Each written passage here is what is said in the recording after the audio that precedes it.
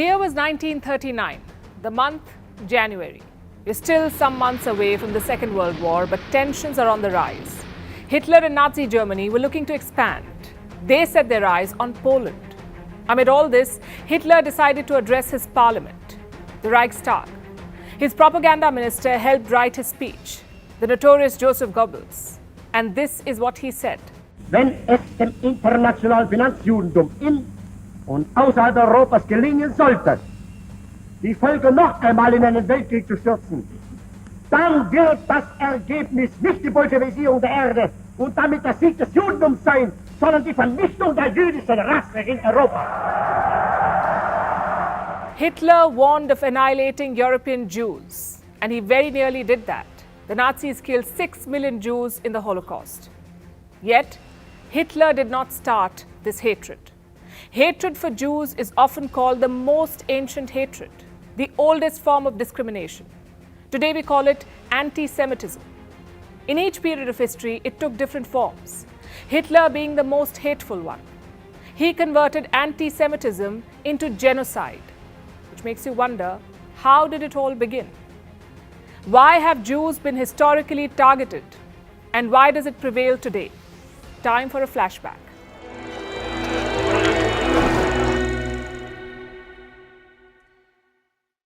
Let's start with the early Roman Empire. And this was before Christianity. So the Roman subjects were pagans. They believed in a number of gods and forces. But Jews did not. Like today, they were monotheistic. They believed in just one God.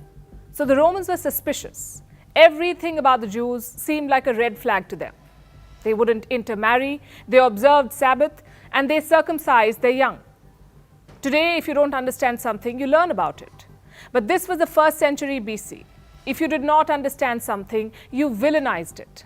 And that's what happened to the Jews. You can find examples in many Roman writings. The poet Juvenal said Jews are drunken and rowdy. The lawyer Cicero talked about how Jews always stick together, how they had power in assemblies, all classic anti-Semitic tropes. Things became worse after the death of Jesus Christ. Now we know who crucified Jesus. It was the Romans. But Christian propaganda hid that for a long, long time. Now I'm throwing some dates at you, so listen closely. Jesus was crucified in the year 33 AD. Like I said, the Romans did it.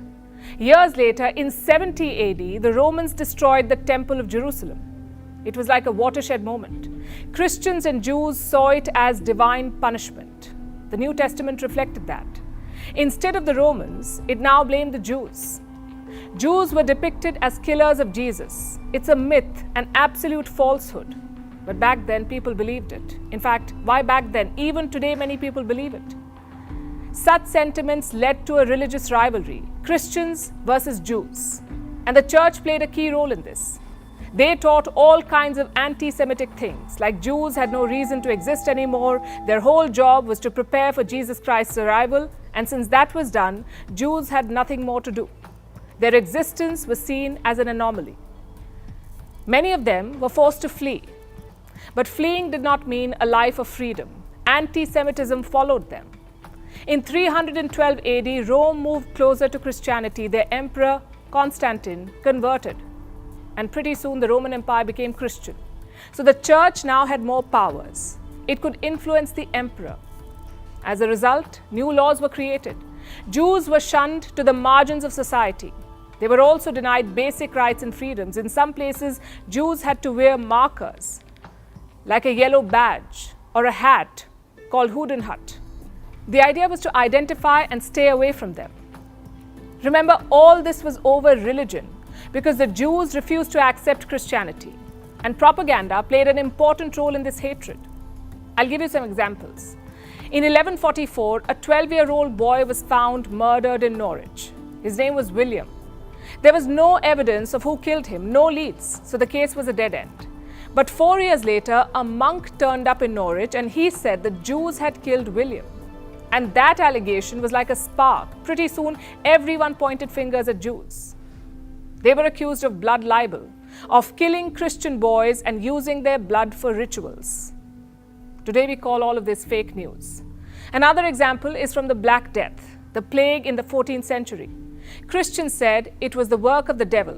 What's more, the devil had a partner. No prizes for guessing.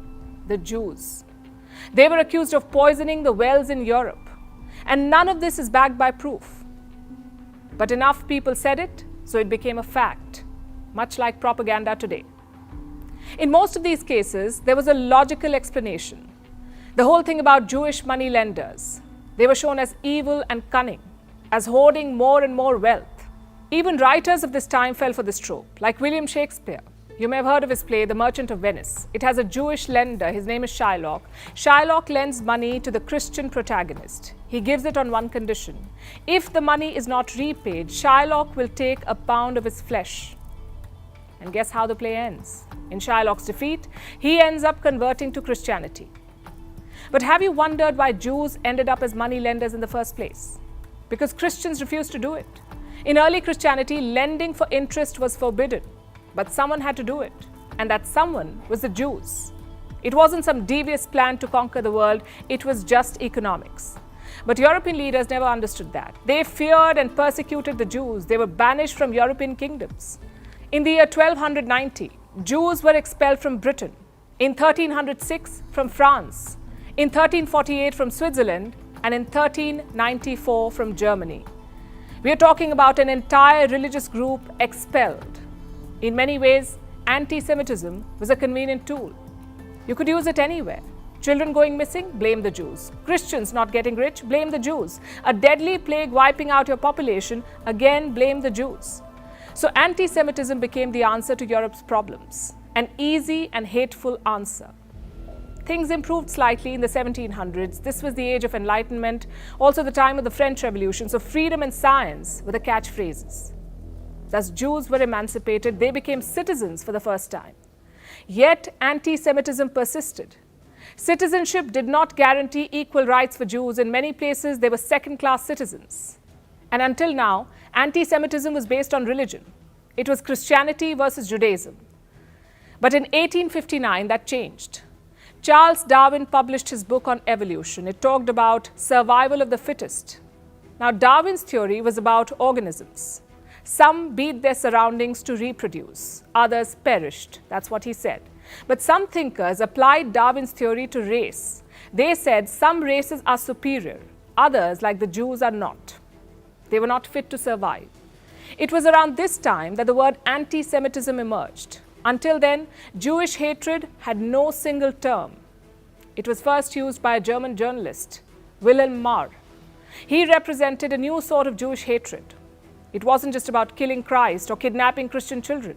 His hatred was rooted in race.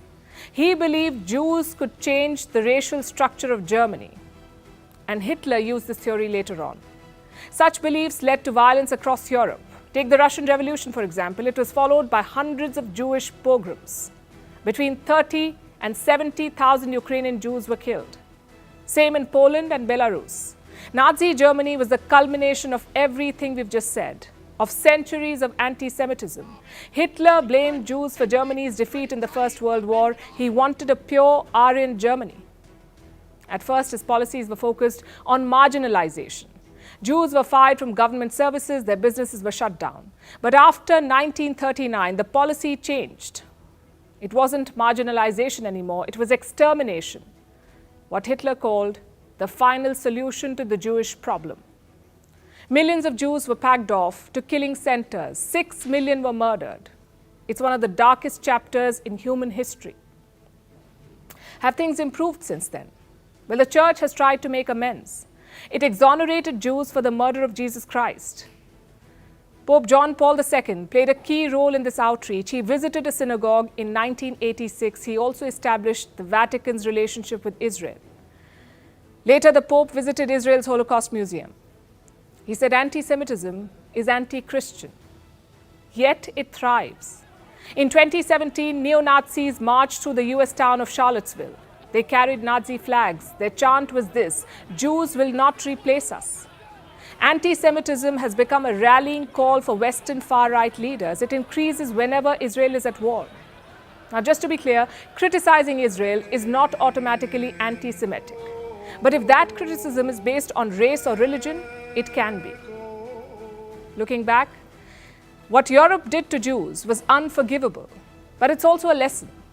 Everything alien to us is not wrong. Everything we cannot comprehend is not wrong. It's just different.